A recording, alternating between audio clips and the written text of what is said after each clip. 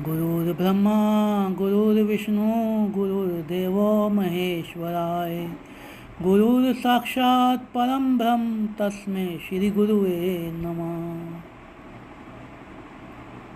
आप सबके भीतर बैठे हुए उस परमपिता परमेश्वर को मेरा कोटि कोटि वंदन, कोटि कोटि प्रणाम। उससे पहले कि हम कार्तिक महात्म के तीसरे अध्याय में प्रवेश करें, मेरे साथ मंत्रों का उच्चारण करें।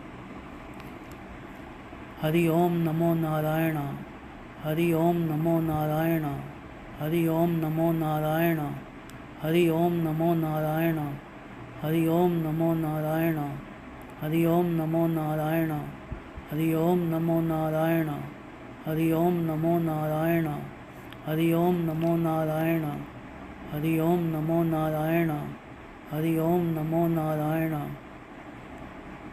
बोलो विष्णु भगवान की जय, बोलो लक्ष्मी माता की जय, बोलो गरुड़ भगवान की जय। आइए तीसरे अध्याय को आरंभ करते हैं।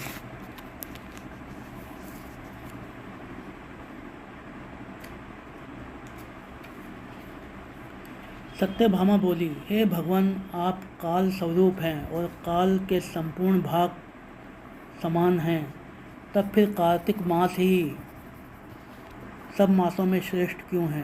हे देव, सब तिथियों में एकादशी और सब महीनों में कार्तिक महीना आपको प्रिय क्यों है?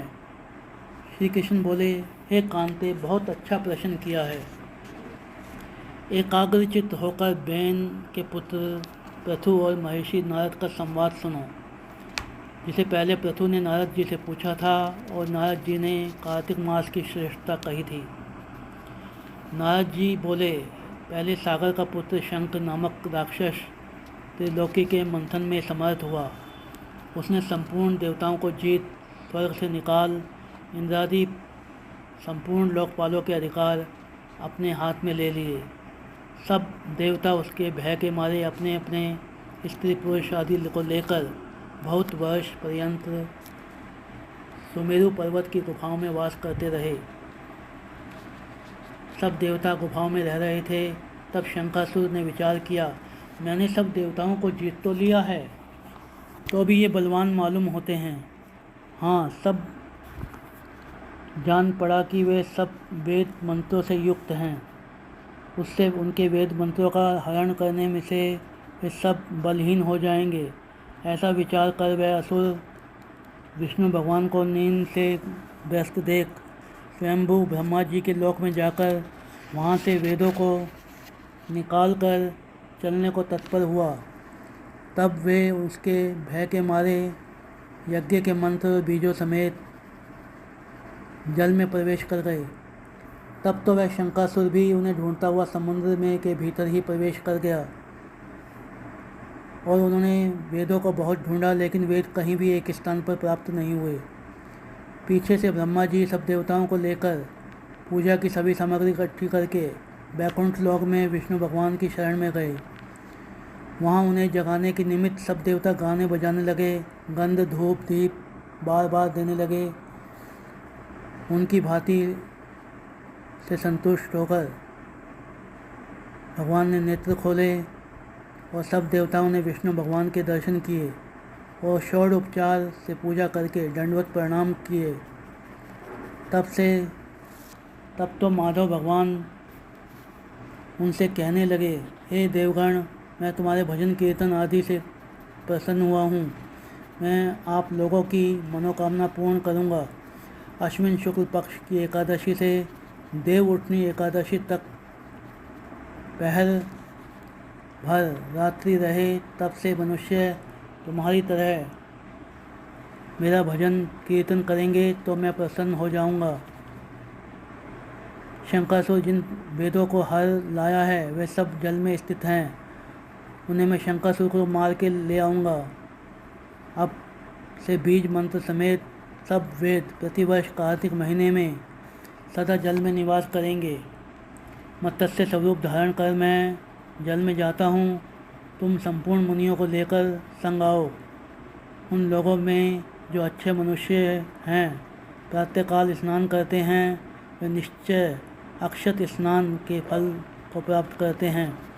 जो कार्तिक में सदा व्रत करते हैं उनको हे इंद्र तुम मेरे लोकों में पहुंचा दिया करो। हे यम तुम सब सदा उसकी विघ्नों से रक्षा करते रहो। हे वरुण तुम उनको पुत्र पौत्र आदि देते रहो। हे कुबेर तुम उनकी धन वृद्धि करो जिससे यह मेरा स्वरूप धारण कर साक्षात जीवन मुक्त हो जाएं। और हे अन्य देवताओं जो जन्म से मरण तक उन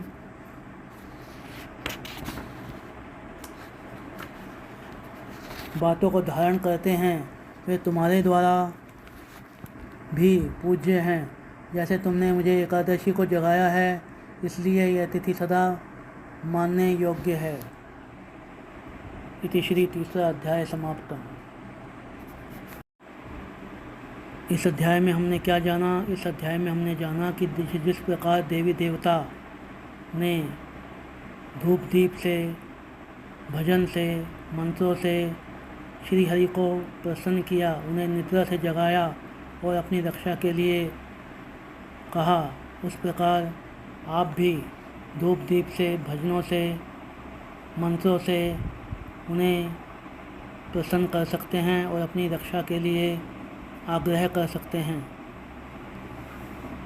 अगर आपका समर्पण पूरे तन मन धन से है तो वो ज़रूर प्रसन्न होंगे और आपको अभय प्रदान करेंगे, आपको अपने चरणों में स्थान देंगे, वैकुंठ में आप भी स्थान पा सकते हैं। तो लगे रहें आप इस मंत्रों के साथ। हरि ओम नमो नारायण, हरि ओम नमो नारायण, हरि ओम नमो नारायण। तो इसी भाव के साथ मैं आज की कथा को विराम देता हूँ और आपके भीतर बैठे हुए उस परम पिता परमेश्वर को कोटि कोटि वंदन करता हूँ। हरि ओम नमो नारायण। जय माता दी।